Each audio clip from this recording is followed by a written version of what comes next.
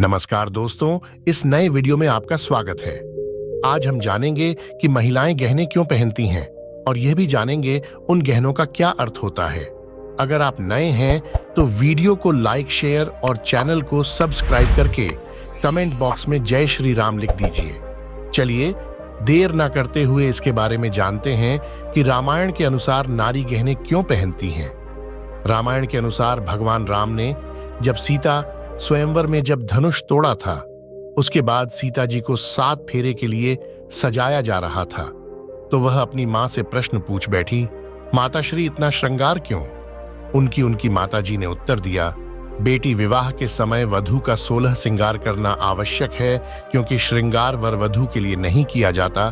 यह तो आर्यव्रत की संस्कृति का अभिन्न अंग है। अर्थात सीता जी ने पुनः पूछा, इस मिस्सी आर्यव्रत से क्या संबंध है? बेटी, मिस्सी धारण करने का अर्थ है कि आज से तुम्हें बहाना बनाना छोड़ना होगा।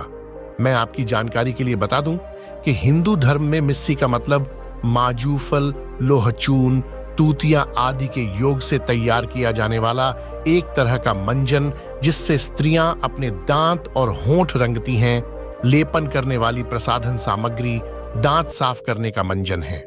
जबकि मुस्लिम धर्म में मुसलमान वेश्याओं की एक रस्म, जिसमें किसी कुंवारी वेश्या को पहले पहले समागम कराने के लिए उसे मिस्सी लगाते हैं, नथिया उतरने या सिर ढकाई की रस्म है। सीता जी ने पुनः पूछा, और मेहंदी का अर्थ? मेहंदी लगाने का अर्थ है कि जग में अपनी लाली तुम्हें बनाए रखनी होगी। और काजल का क्या अर्थ है माता जी? बेटी, काजल लगाने का अर्थ है कि सील का काजल आंखों में हमेशा धारण करना होगा अब से तुम्हें। बिंदिया लगाने का अर्थ?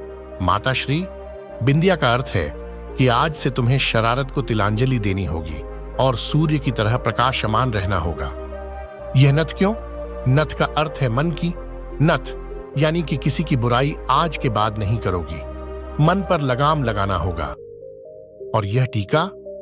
पुत्री, टीका यश का प्रतीक है। तुम्हें ऐसा कोई कर्म नहीं करना है जिससे पिता या पति का घर कलंकित हो, क्योंकि अब तुम 2 घरों की प्रतिष्ठा हो। और यह बंदिनी क्यों? बेटी, बंदिनी का अर्थ है कि पति, सास, ससुर आदि की सेवा करनी होगी। पत्ती का अर्थ है कि अपनी पंत यानी लाज को बनाए रखना है। लाज ही स्त्री का वास्तविक गहना होता है। कर्णफूल क्यों? हे सीते, कर्णफूल का अर्थ है कि दूसरों की प्रशंसा सुनकर हमेशा प्रसन्न रहना होगा। और इस हंसली से क्या तात्पर्य है? हंसली का अर्थ है कि हमेशा हंसमुख रहना होगा, सुखी नहीं, दुख में भी धैर्य से काम लेना। मोहनमाला क्यों? मोहनमाला का अर्थ है कि सबका मन मोह लेने वाले कर्म करती रहना। नौलखा हार का क्या मतलब है? पुत्री, नौलखा हार का अर्थ है कि पति से सदा हार स्वीकारना सीखना होगा। कड़े का अर्थ है कि कठोर बोलने का त्याग करना होगा। बांका का क्या अर्थ है? बांका का अर्थ है कि हमेशा सीधा साधा जीवन व्यतीत करना होगा। छल्ले का अर्थ है कि अब किसी से छल नहीं करना। और पायल का क्या अर्थ है? पायल का अर्थ है कि सास व बूढ़ी औरतों के पैर दबाना, उन्हें सम्मान देना, क्योंकि उनके चरणों में ही सच्चा स्वर्ग है। और अंगूठी का अर्थ क्या है? अंगूठी का अर्थ है कि हमेशा छोटों को आशीर्वाद देते रहना। माताश्री, फिर मेरे अपने लिए क्या श्रृंगार है? सीता जी ने कहा, बेटी, आज के बाद तुम्हारा तो कोई अस्तित्व इस दुनिया में है ही नहीं।